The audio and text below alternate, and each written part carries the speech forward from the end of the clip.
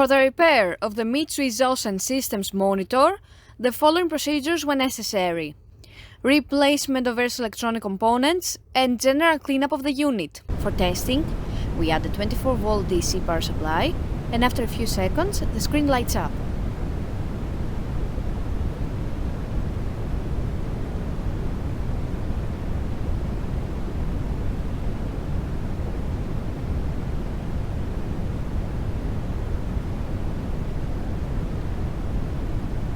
We then access the menu and we test the response of the unit by accessing the various options of the menu.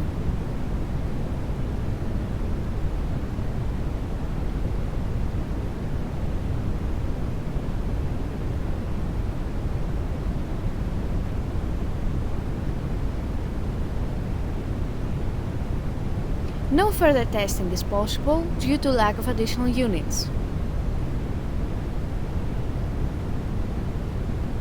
It is now clear that the monitor is working successfully and is ready to be delivered to the customer.